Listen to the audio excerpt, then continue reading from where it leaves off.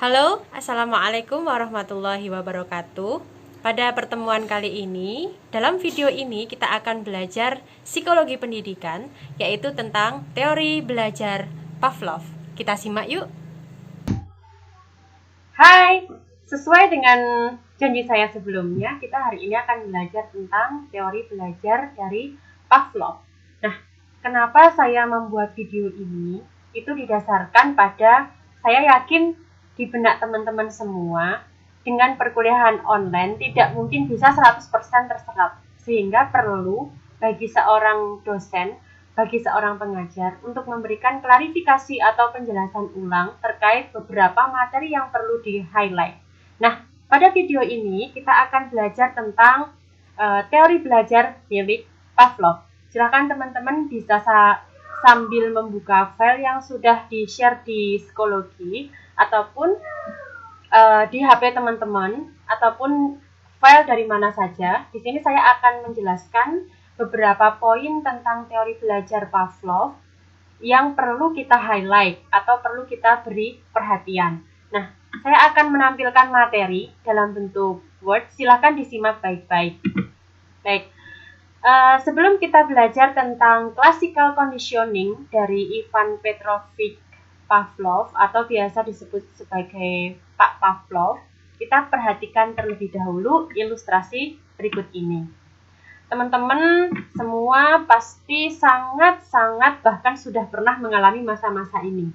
Ketika teman-teman sekolah dulu diberi es krim, maka teman-teman rasanya senang sekali.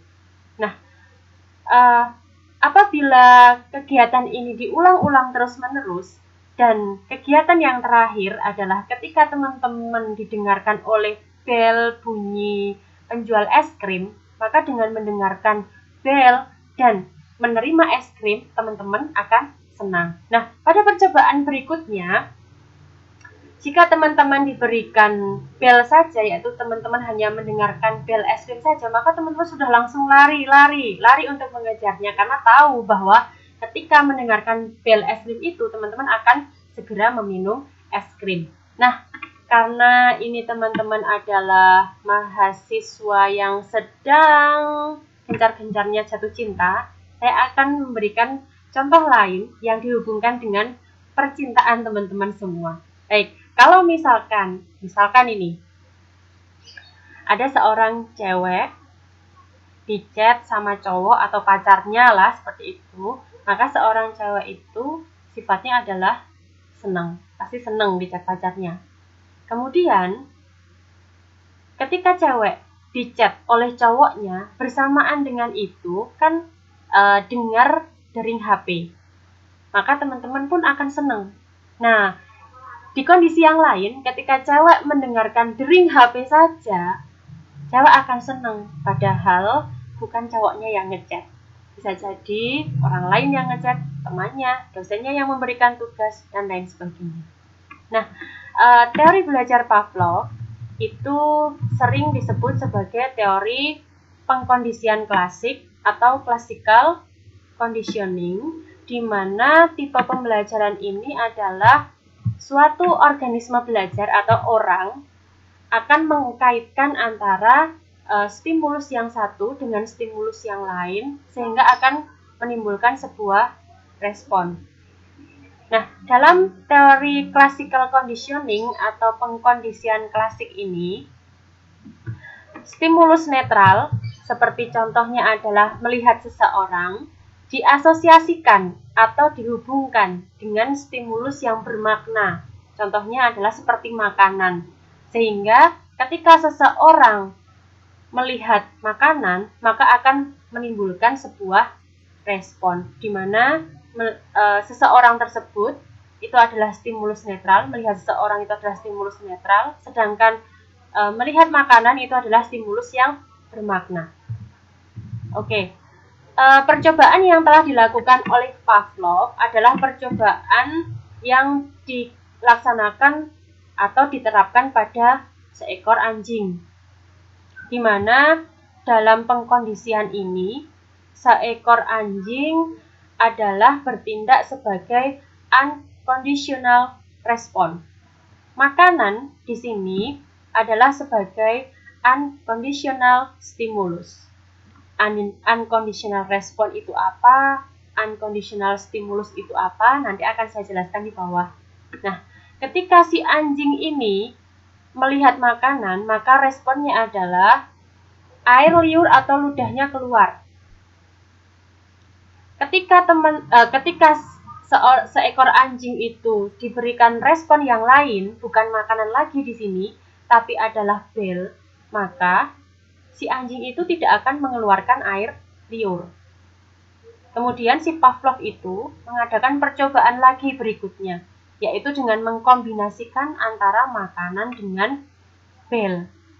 Ketika anjing diberikan stimulus berupa bel dan makanan itu, maka si anjing akan mengeluarkan air liur. Percobaan itu dilakukan berulang-ulang, maka pada akhirnya, pada akhir percobaan, ketika ada stimulus yang berupa suara bel, maka anjing akan mengeluarkan respon, yaitu dengan mengeluarkan air liur.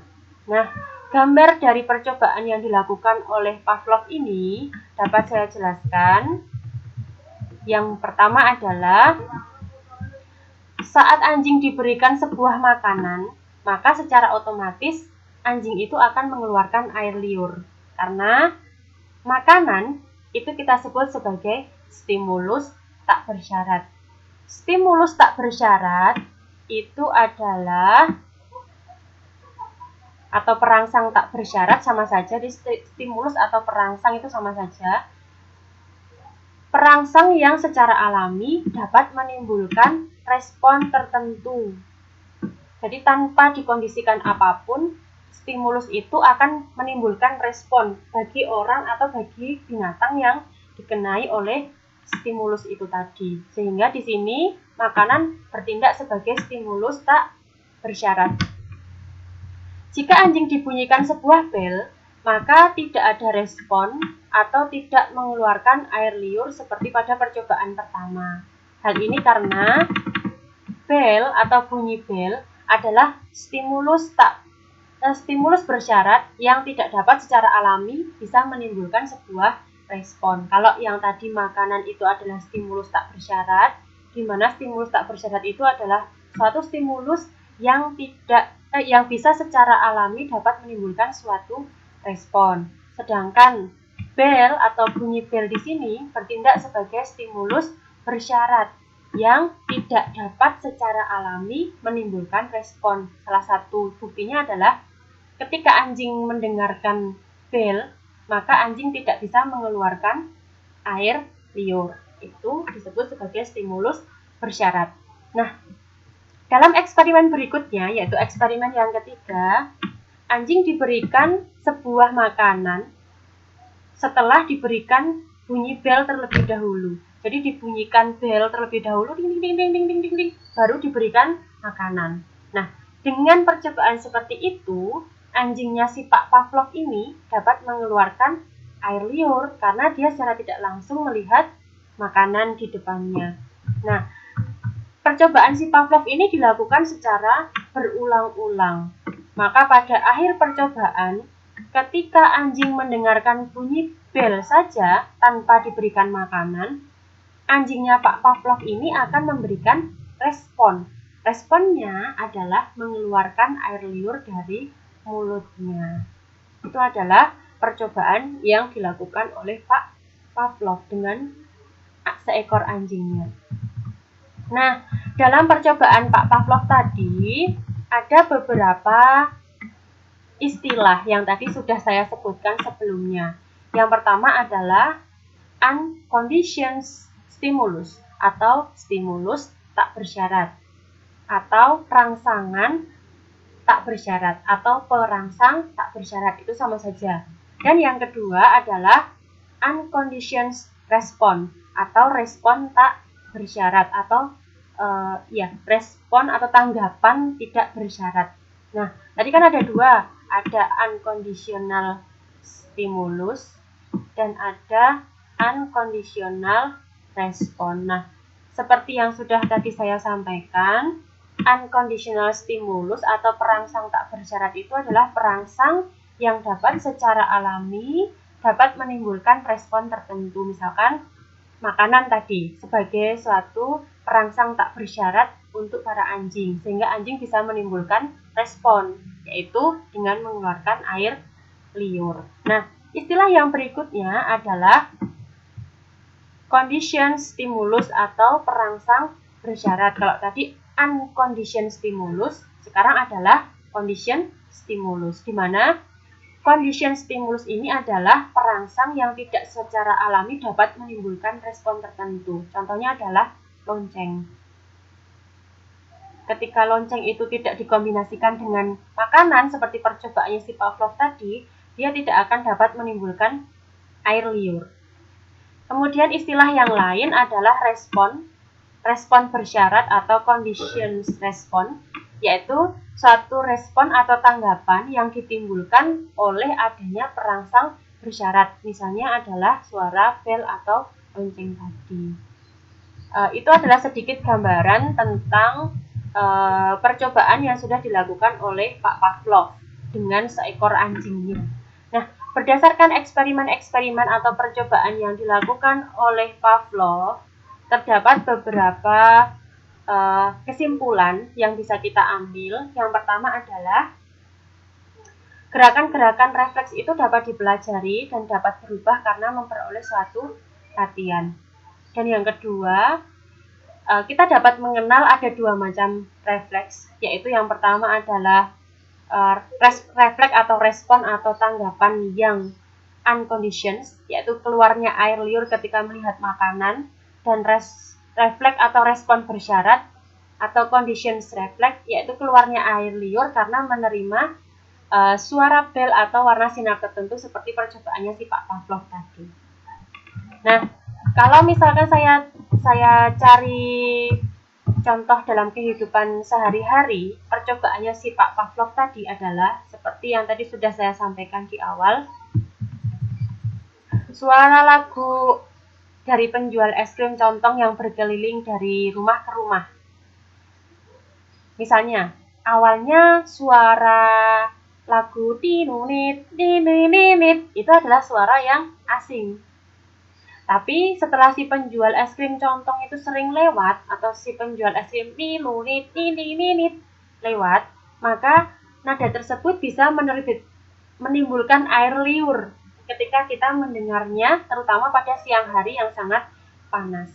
Bayangkan kalau misalkan tidak ada bel yang semacam itu, betapa lelahnya si penjual itu berteriak-teriak es krim, es krim, es krim untuk menjajakan jualannya. Nah, dari percobaannya Pak Pavlov itu juga dapat kita simpulkan bahwa semua tingkah laku manusia itu tidak bukan adalah hasil dari latihan atau kebiasaan-kebiasaan kita dalam memberikan respon atau reaksi dari rangsangan-rangsangan yang kita alami. Jadi tingkah laku kita itu adalah satu bentuk dari latihan atau hasil atau kebiasaan dalam kita merespon atas stimulus yang kita terima. Itu adalah kesimpulan dari percobaannya si Pak Pavlov tadi. Nah, kalau misalkan kita hubungkan dengan prinsip-prinsip belajar, karena kita belajar sekarang adalah psikologi pendidikan, jadi psikologi ini dipersiapkan untuk teman-teman yang pada nantinya akan bertindak atau berprofesi sebagai seorang pendidik, entah itu guru, entah itu dosen, ataupun yang lainnya. Maka teori belajarnya Pak Pavlov ini harus kita hubungkan dengan prinsip-prinsip dalam belajar atau dalam proses pembelajaran. Yang pertama, belajar adalah pembentukan kebiasaan, yaitu dengan cara menghubungkan antara stimulus yang satu dengan stimulus yang lain yang lebih kuat sehingga akan menimbulkan suatu respon tertentu. Itu yang pertama. Kemudian yang kedua, proses belajar terjadi apabila adanya suatu interaksi antara si pembelajar atau seseorang yang belajar dengan lingkungan. Kita berinteraksi dengan lingkungan kita. Kemudian yang ketiga adalah belajar itu adalah suatu aktivitas untuk membuat suatu perubahan-perubahan. Aktivitas yang pertama kita awalnya A, aktivitas yang kedua kita awalnya B, dan seterusnya. Kemudian yang keempat adalah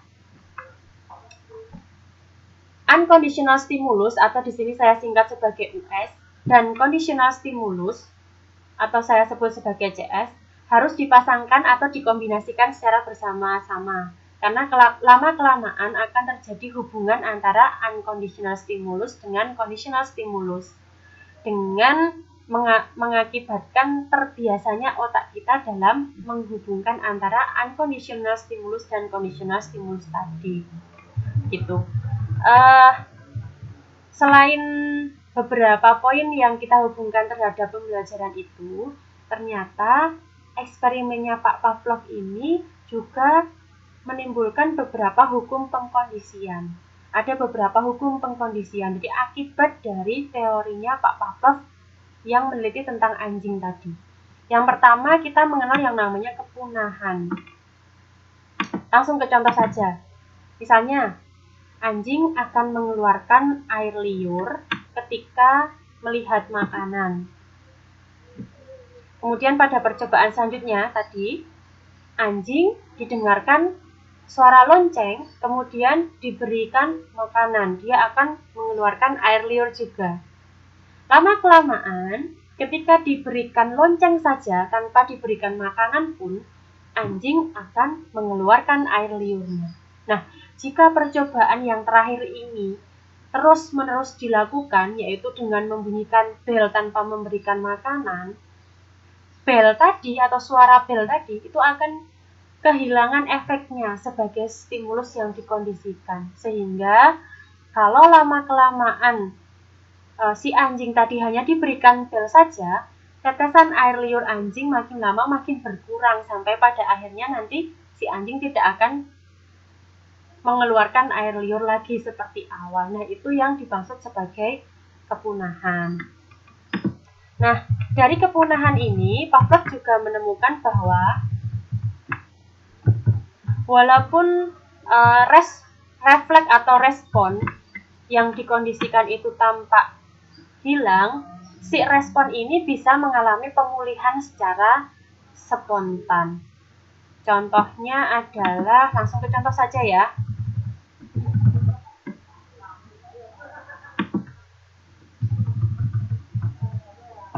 Contohnya adalah guru yang awalnya memulai pelajaran dengan senyum dan ramah, serta mengawali pelajaran dengan memberikan apersepsi ataupun metafora, dirasakan oleh siswa itu adalah sebagai suatu motivasi belajar, sehingga siswa rasanya adalah nyaman. Namun apabila di kemudian hari guru tersebut masuk dengan senyum tanpa memberikan apersepsi ataupun metafora dan langsung memberikan latihan soal, maka motivasi atau minat belajar siswa dapat berkurang. Bila kondisi tersebut dilakukan secara berulang-ulang dalam waktu yang lama, maka kemungkinan minat atau motivasi siswa dalam belajar ini dapat hilang. Ini adalah teori yang pertama tadi, yang kepunahan. Nah, tapi kepunahan itu bisa mengalami pemulihan spontan setelah kita mengalami beberapa jeda waktu tertentu, di mana tadi bel, mungkin bisa jadi si anjingnya mendengarkan bel terus tidak mengeluarkan air liur karena dia tidak lapar. Kemudian diberi jeda selang 3 jam kemudian baru dibunyikan bel lagi, bisa jadi anjingnya tetap mengeluarkan air liur. Itu yang disebutkan sebagai pemulihan spontan. Kemudian yang kedua adalah hukum generalisasi stimulus atau penggeneralisasian stimulus atau rangsangan. Nah, rangsangan yang sama itu akan menghasilkan respon yang sama juga. Contohnya adalah ketika Pavlov menggunakan bunyi lonceng yang berlainan nada, ting ting ting ting ting ting sama ting ting ting ting, anjing akan tetap mengeluarkan air liurnya. Nah, contoh lainnya adalah, ini adalah apa yang saya rasakan sendiri. Saya adalah orang yang tidak menyukai lele, karena saya pernah melihat ikan lele di tetangga saya itu diberi makanan kotoran manusia. Nah, sehingga karena saya melihat lele diberikan makanan kotoran manusia itu, saya tidak suka dengan lele. Padahal tidak semua lele itu diberi makanan kotoran manusia. Bisa diberikan makanan organik ataupun pelet dan seterusnya. Nah, hukum yang berikutnya adalah pemilahan atau discrimination. Diskriminasi ini ditimbulkan melalui penguatan dan pemadaman yang selektif. Jika anjing terus-menerus dibiarkan mendengarkan bel yang berbeda nadanya, maka si anjing tadi mulai merespon secara lebih selektif. Oh, ternyata ini bel ketika saya mau diberi makan. Oh, ini ketika bel saya tidak mau diberi makan. Contoh realnya adalah teman-teman pasti dulu pernah mengalami di sekolah ada bunyi bel yang bermacam-macam tipenya. Bunyi bel 1 kali menandakan masuk, bunyi bel 2 kali menandakan istirahat, bunyi bel 3 kali menandakan pulang. Nah, dengan merespon bunyi bel yang berbeda-beda itu, kita bisa mulai selektif. Oh, kalau bunyi bel 1 itu tandanya adalah kita masuk kelas. Bunyi bel yang kedua itu tandanya kita istirahat. Bunyi bel yang ketiga itu tandanya kita pulang. Itu adalah satu hukum yang namanya adalah hukum pemilahan atau discrimination. Nah, hukum yang terakhir adalah tingkat pengkondisian yang lebih tinggi. Di dalam eksperimen murid-murid Pavlov, itu kan melatih seekor anjing untuk mengeluarkan air liurnya setelah diberikan bunyi bel yang disertai dengan makanan. Kemudian memasangkan bunyi bel itu saja dengan sebuah papan hitam. Setelah beberapa kali percobaan, dengan melihat papan hitam saja, anjing bisa mengeluarkan air liurnya. Jadi ini yang disebut sebagai tingkat pengkondisian yang lebih tinggi. Baik, saya kira beberapa dari materi yang perlu diberikan penekanan atau di-highlight adalah beberapa hal yang sudah saya sampaikan tadi. Silahkan teman-teman memperkaya diri dengan menggunakan materi yang sudah saya sampaikan tadi dan melihat seperti apa penerapan dari teori belajar dari Pak Pavlov ini, dari video-video teman yang lain. Selamat belajar, jangan jadikan keterbatasan dengan tidak bisa bertemunya kita ini sebagai alasan kita untuk tidak belajar. Terima kasih. Wassalamualaikum warahmatullahi wabarakatuh.